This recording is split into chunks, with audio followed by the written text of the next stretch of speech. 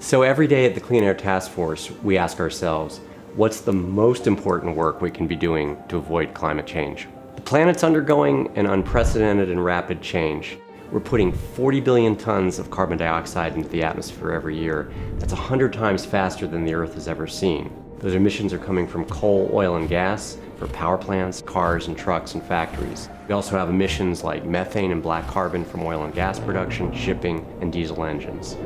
So, how bad could it get? Well, last time carbon dioxide was this abundant in the atmosphere, we had palm trees in Wyoming, we had crocodiles in the Arctic, the Antarctic was a pine forest, and sea level was 300 feet higher than it is today, and that would wipe out all coastal cities. And it's not just sea level, it means more intense storms, drought, crop loss, spread of heat-related disease. So if we don't change course, our planet will change far faster than we can possibly adapt. At CATF, we think a bit differently, and we try and break down the problem to its major moving parts. So for example, if you think about the atmosphere as a bathtub, you realize we're filling up the tub and we're spilling over emissions. So there are two basic strategies. First, shut off the faucet as fast as you can, that is, shut off the emissions.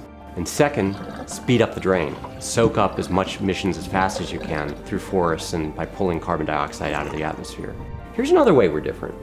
We think the challenge is so huge that we need to consider every tool, inside the toolbox or outside the toolbox. Now, we already have part of the solution with renewables like solar and wind power, but this is the biggest bet we're ever going to make on our planet. So do we want to put all our chips on just a couple of options? We think that's too risky a bet.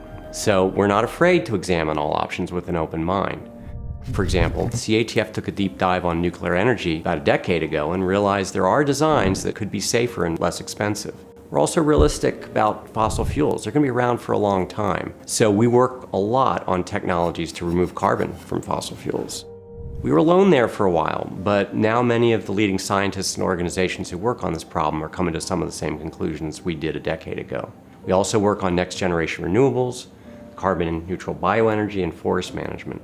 And importantly, we think about how these solutions are going to work at a global level, especially in the developing world, where most of the carbon emissions are going to come from during this century.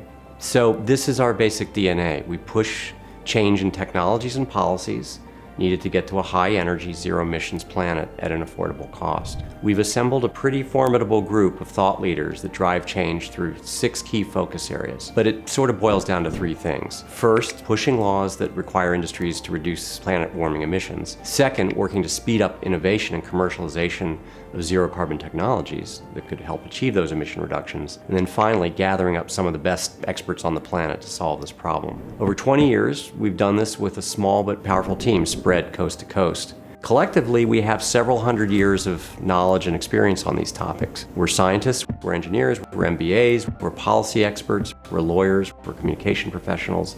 We're also small and nimble and virtual with a perpetual startup mindset. That allows us to stay ahead, to disrupt and lead. So we're constantly re-examining, rebooting, questioning, so that we can remain objective and find cutting-edge solutions. So why is it important for an organization like CATF to even exist?